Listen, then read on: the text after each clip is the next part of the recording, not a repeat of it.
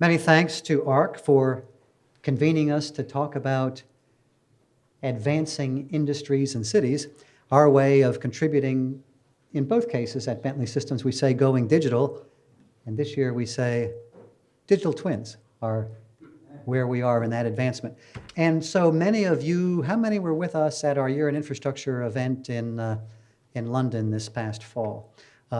You will be able to participate because our infrastructure yearbooks are available for you as you recess from here. But at our Year in Infrastructure event, independent juries, some of you are on the juries, evaluate the digital advancement of nominated projects from around the world. And speaking of around the world, in 2017, a very large proportion of the winners were from China. And this year, as you see, kind of proliferated to Asia and especially Southeast Asia at large in this proportion of projects that the juries chose as the winners. And so appropriately enough, we'll be together in Singapore later in this year for the Year in Infrastructure 2019. This is a winning project special recognition award winner, of which you'll see more here at ARC this week. But since our conference, Shell itself, at its board of directors level, presented this description of this project. Here at Pennsylvania Chemicals, we have the opportunity to be the plant of the future. The more data we have, the smarter we have to get about managing it. Everything at a site is located by an equipment tag. Findall uses that as the basis to connect all the different databases. We have complete accountability over 3 million documents and equipment tags on this site. Now I can go to the tag number for my equipment and immediately find exactly what I'm looking for. Digital twins use drones to take construction project snapshots on a weekly basis, and from these images we create accurate 3D models of the entire construction site. This enables me to get a top-down view to quickly determine what we need to do. It's very effective. Any reduction in time will mean literally waiting time that we'll avoid, and we have a safer project too. So that's Shell's current largest capital project in the world, happens to be in my home state of Pennsylvania, and you'll have a chance here to learn more about that, as I say. But just going back to going digital and going to digital twins from first principles, we at Bentley mean something explicit by going digital. We mean that information created by one computer process can be found and used by other processes in automated digital workflows, which we cater for through what we call a connected data environment. And of course, we began with engineering design tools at Bentley Systems. That's our project-wise environment provides the collaboration there. And we have become number one in ARC's most recent study in asset reliability software for operations and maintenance of plants and infrastructure. And that's our asset-wise environment. And a connected data environment to enable digital workflows across the two of those is our particular contribution. This is Gartner's most recent ratings of what they call asset performance management. And you see that much should be expected of us at Bentley Systems in that regard. And in Gartner's recommendations at large for 2019, you see digital twins gets top billing, but I'll note they also talk about augmented analytics and immersive experience. And one imagines if we would put that all together, that, for instance, in this plant, there exists a digital twin, if you like. We're looking at a reality mesh created from drone flights, and then the immersive experience by which the operational inputs in the plant are related to the digital components in this digital context view of the digital twin, and here the reliability view and drill down and so forth are, this looks simple and easy to understand, and we think that's the direction that we should be aiming for with digital twins. Now that happens to be a Siemens plant, and we do lots of joint development with Siemens at Bentley Systems. Here's the Siemens CEO in November, and when he talked about Siemens highlights for the year, on page 5, his 5th slide, included the priority that Siemens puts on our digital twin advances together. And so we announced in October at our conference our Asset Performance Management, APM solution for power plants, and it was vetted in particular at this power plant which Siemens operates. And when Horst Kaiser, the Chief Strategy Officer of Siemens, spoke about this at our conference, I was pleased that he talked about specific advantages in operations and management that the digital twin approach is providing as measured in those operating plants. So Siemens talks a lot about digital twins, but digital twins are new for plant and infrastructure. This is Siemens Process Automation World. Perhaps some of you have been there. It's in Karlsruhe, Germany, and in the auditorium is actually a specimen operating plant that you see there on your right. Now, could there be a digital twin for that operating plant? Well, what would we expect? What requirements would we have for a digital twin? We'd expect it to include a twin of the physical, which is what you see here. This is from our reality modeling process. As you can see, overlapping digital photographs were triangulated with our software to create this reality mesh, which is engineering ready and can bring together the physical aspects of this digital twin. But this is an operating plant, so there's a virtual environment as well of the models and schematics and so forth, the very, very varied environment of the information that needs to be assembled together and replicated as well, mirrored in a digital twin. And that is a significant challenge in its own right. So we have what we call iTwin services that bring those aspects together, as you see here, both the physical and the virtual, in a digital twin of that actual plant and connected again to operating inputs and so forth. So could we have said that there was a digital twin for this plant when there existed an as-designed 3D model? Well, there it is. By the way, there existed an as-built 3D model. And here, as you saw, the plant can be continuously surveyed as simply as you saw it take place with the moving cameras or drone imagery here. And if you like, if we meshed them up together, it would indicate that the as-operated plant is different than either the as-designed or the as-built plant. And it might be dangerous. You had something digital, but it wasn't a twin.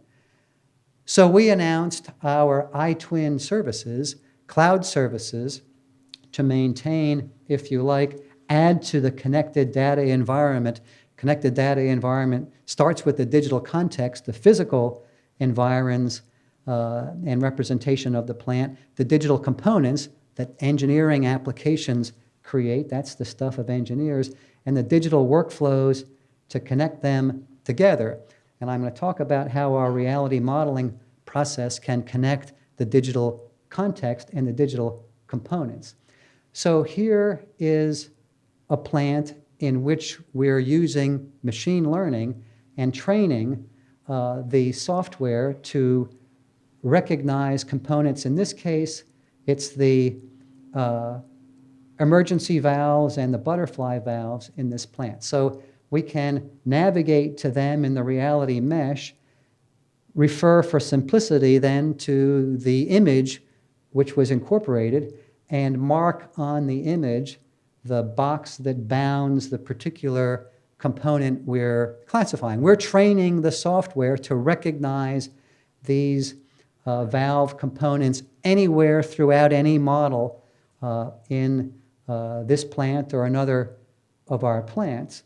And then the mesh models will ever after be able to recognize those particular digital components.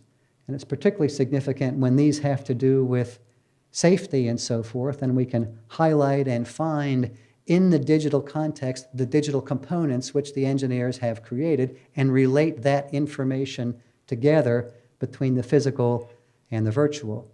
And we're beginning actually to go the other way around, if you could imagine rendering views from 3D models where you have them to train the software to then find and automate the process of determining whether the 3D models are valid twins or not in reference to the physical reality mesh.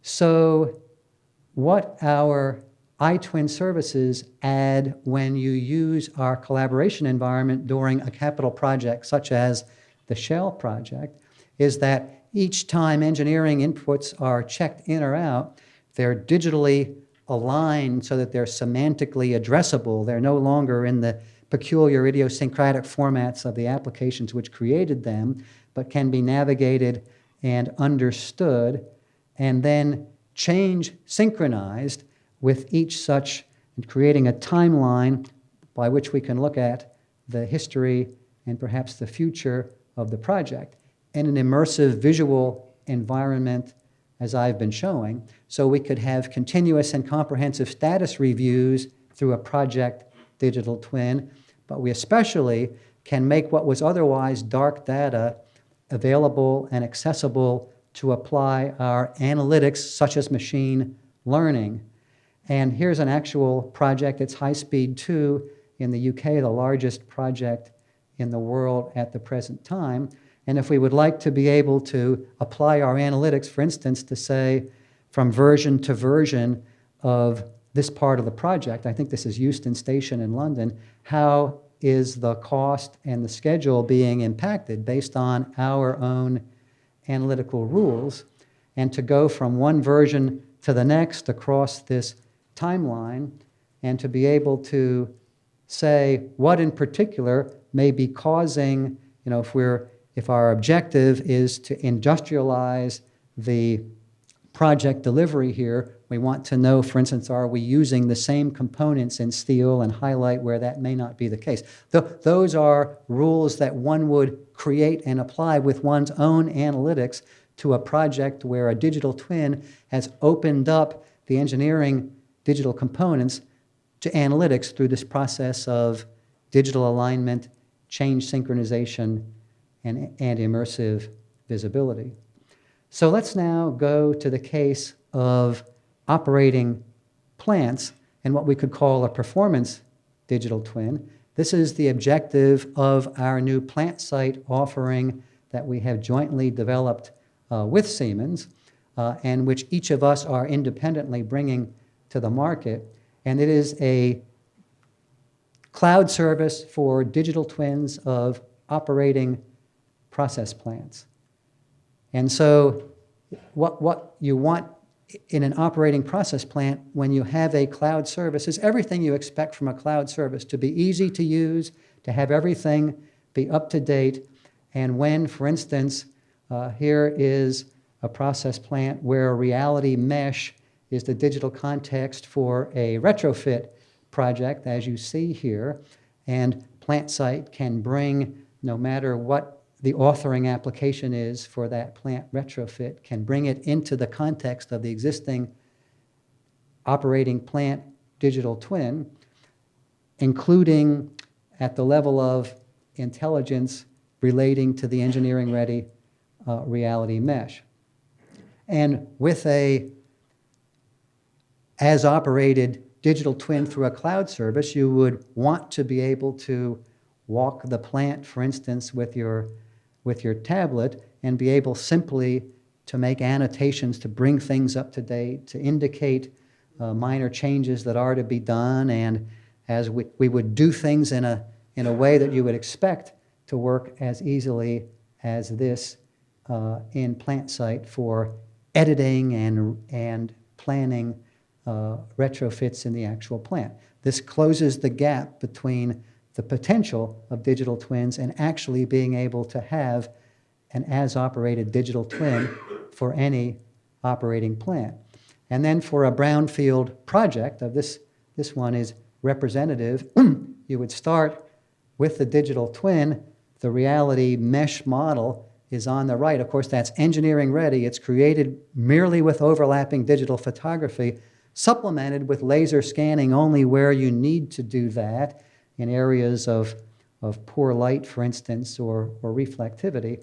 And here, our open plant 3D modeling application is being used to design in reference to the digital twin created merely with the reality modeling process. So there didn't have to exist a 3D model for this brownfield project in order for us to engineer successfully and safely, for instance, this piping structure, and actually to work out engineering it to the existing digital twin reality mesh representation.